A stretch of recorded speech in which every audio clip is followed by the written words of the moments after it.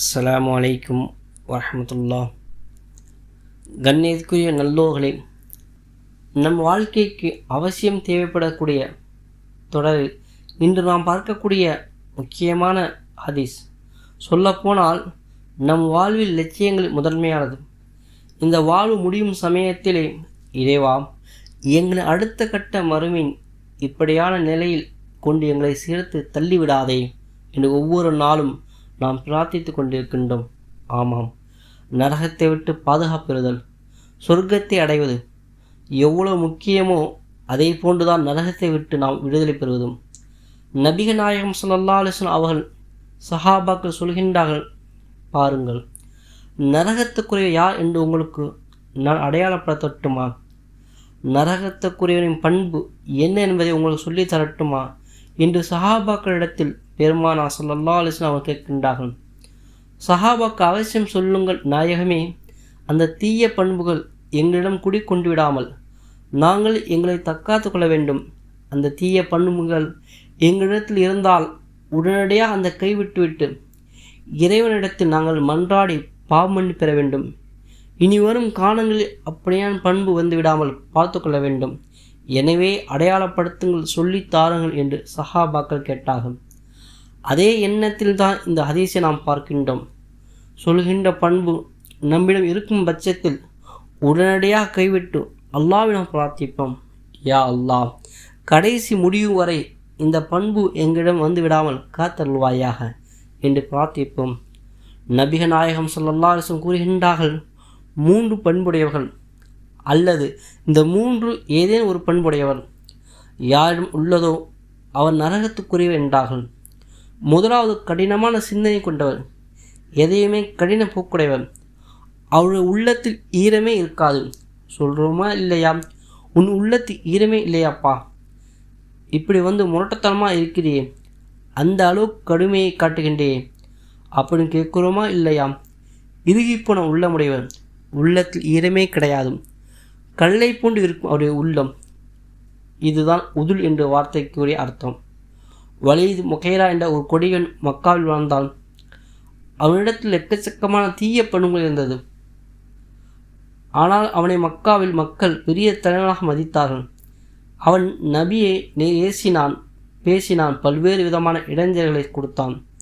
மக்கள் அந்த கொடியவனிடத்திருந்த தீய பண்புகள் இது விலக அந்த பண்புகளை விட்டு தவிர்த்து கொள்ள என்பதற்காக வேண்டி அவனிடத்தில் இருந்த கெட்ட பண்புகளை எல்லாம் அல்லாஹ் பட்டியலிட்டான். ஈரமற்ற மனம், இரக்கமற்ற மனம் நம்மிடம் இருக்குமானால் அந்த பண்புகள் இருந்து விலகி வர வேண்டும். அப்படி அந்த பண்புகள் இருக்குமானால் அது நரகத்துக்குரிய அடையாளம் என்றார்கள். 2வது பண்பு ஜவ்வா என்று பெருமானார் சொல்கின்றார்கள். ஜவ்வா என்பது பல்வேறு அர்த்தங்களை விளக்கங்களை அறிஞ்ச பெருமக்கள் தருகின்றார்கள். ஒன்று, ஜவ்வால் என்றால் என்ன? பொருளையும் சேர்த்து காசையும் சேர்த்து வைப்பார். எங்கே செலவு செய்ய வேண்டுமோ, எந்த இடத்தில் செலவு செய்ய வேண்டுமோ அங்கே செலவு செய்ய மாட்டான். ஒன்லி சேர்க்கிறது மட்டும் அவருடைய வேலை, ஒன்லி சேர்க்கிறது மட்டும்தான் அவருடைய வேலை. அதை வெளியாக்குறது வேலையே கிடையாது, சேர்த்துக்கிட்டே இருப்பார். இன்னொரு பொருள் எழுதுகின்றார்கள் அறிஞ்ச பெருமக்கள். ஜவ்வாத் என்றால் என்ன என தெரியுமா? பதட்டப்படுவார்கள், எதையுமே அவசரப்படுவார்கள், வேகமாக செய்ய வேண்டும் என்ற நினைப்பார்கள். அதாவது வேகம் நன்று, விவேகம் மிக நன்று என்று சொல்வார்கள் இல்லையா? வேகமாக செய்யணும், அதே நேரத்தில் பதட்டம் இல்லாமல் செய்யணும். பதறாத காரியம் சிதறாது என்று தமிழில் நமக்கு சொல்லித் தருகின்றார்கள். எந்த காரியத்திலும் நிதானமாக செய்ய வேண்டும். தானத்தில் சிறந்த எது என்று தெரியுமா? கண் தானமா, உறுப்பு தானமா? கிடையாது. தானத்தில் சிறந்தது நிதானம். அவசரம் இல்லாமல் செய்யக்கூடிய காரியம், அதை ரசூலுல்லாஹி ஸல்லல்லாஹு அலைஹி வஸல்லம் பாராட்டி இருக்கின்றார்கள், போற்றி இருக்கின்றார்கள். அந்த நிதானம் யாரிடத்தில் இருக்கின்றதோ அவருக்கு தனிப்பட்ட முறையில் அன்பையும் வாழ்த்தியும் இருக்கின்றார்கள். வரலாற்றில் அதற்கு நிறைய செய்திகள் உண்டு. பஹ்ரைன் நாட்டிலிருந்து வந்த தூதுக்குழு, அந்த தூதுக்குழு மதீனாவுக்கு ரசூலுல்லாஹை பார்க்க வந்தார்கள். அப்துல் கைஸ் என்று சொல்வார்கள், அந்த தூதுக்குழுவுக்கு தலைவராக இருந்தார். எல்லாத்தையும் கூட்டி வந்தார். மதீனாவுக்கு வந்த உடனே, மதீனாவை பார்த்த உடனே எல்லோரும் அடித்து புரண்டு தன்னுடைய ஜாமான்கள் எல்லாம் தூக்கி வச்சிட்டு வேகமாக ஓடிப்போய் நபி அவளை கட்டி அணைத்தார்கள். அதில் ஒருவர் ஒட்டகத்தை கட்டி போட்டார். அங்குள்ள ஜாமான்களை சரி செய்தார், ஒழு செய்தார், பயணித்து வந்தார்கள். அதனால் புது ஆடை உடுத்தினார், அத்தரை பூசினார். இப்போது நபிகள் நாயகம் ஸல்லல்லாஹு அலைஹி வஸல்லம் அவளை சந்தித்தார், முசாஃபா செய்தார், கட்டி அணைத்து கொண்டார். 2 பேரும் செய்த வேலை ஒரே வேலைதான். குழுவில் வந்தவர்கள் ரசூலுல்லாஹை கட்டி அணைத்து கொண்டார்கள். இந்த குழுவில் வந்தவரும் இதே வேலை செய்தார். அவர்கள் அவசரப்பட்டு வந்தார்கள், இவர் நிதானமாக வந்தார். நபி அவர்கள் கடைசியாக வந்தவரிடம் கூறினார்கள், உங்களிடம் 2 பண்புகள் உள்ளது. இந்த பண்பை அல்லாஹ் சுப்ஹானஹு வ தஆலா பிரியப்படுகின்றான். 1 சகிப்புத்தன்மை, 2 நிதானம். எதையுமே பதட்டமாக செய்யக்கூடாது, வேகப்படுத்தக்கூடாது. எதையும் சீக்கிரம் முடிக்க வேண்டும், வேகப்படுத்தக்கூடாது. வேகமாக முடிக்க வேண்டும் என்று நினைப்பது ஆபத்தானது. வேகமாக முன்னேற வேண்டும், வேகமாக பணம் சேர்க்க வேண்டும். எல்லாவற்றுக்கும் காலம் இருக்கிறது அல்லவா? குறிப்பிட்ட காலம் காயாக இருக்கும், அதற்கு பிறகு கனியாக இருக்கும், அதற்கு பிறகு பழகமாக இருக்கும். குறிப்பிட்ட காலங்கள் பிறகு அதை நாம் ருசிக்கின்றோம். அதை சாப்பிடுவதற்கு தகுதியாக மாறுகின்றது. விதை போட்ட உடனே அது மறுநாளே எனக்கு பழமாக வந்து கிடைக்குன்னா எப்படி கிடைக்கும்? முடியாது.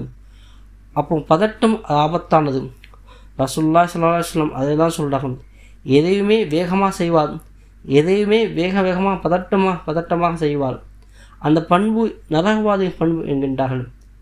ஹதீஸில் ஒரு செய்தி வருகின்றது பாருங்கள்.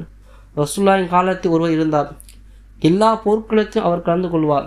ரசூலுல்லாஹோடு பல போர்க்களத்தில் கலந்திருக்கின்றார். மக்களிடத்தில் மாபெரும் வீரர் என பெயர் எடுத்தவர். இவர் நரகவாசி என்றார்கள். சஹாபாக்கள் ஆச்சரியம்.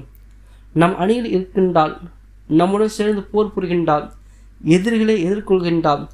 யார் ரசூலுல்லாஹ், இவரை பார்த்து நரகவாதி என்றீர்களே? நபிகள் நாயகம் ஸல்லல்லாஹு அலைஹி வஸல்லம் அமைதியாக இருந்தார்கள்.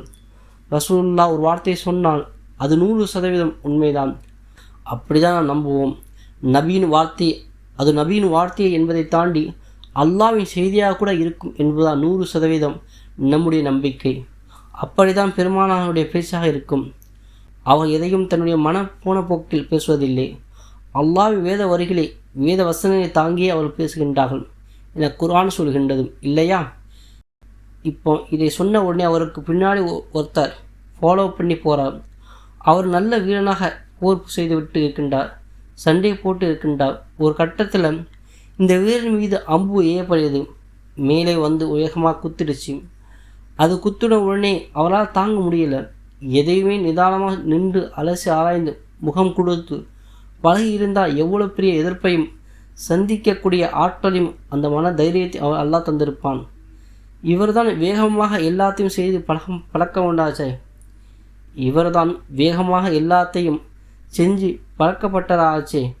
அந்த அம்பு மேலே பட்டவுடனே அவளால் தாங்கிக் கொள்ள முடியவில்லை. அந்த வழியால் துடிக்கின்றான். கடைசியாக என்ன செய்தால் தெரியுமா?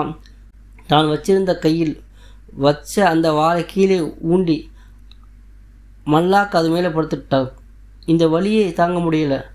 நம்மளால் இதற்கு செத்து போகலான்னு நினச்ச அப்படியே அந்த வாளுக்கு மேல் படுத்து விட்டார்.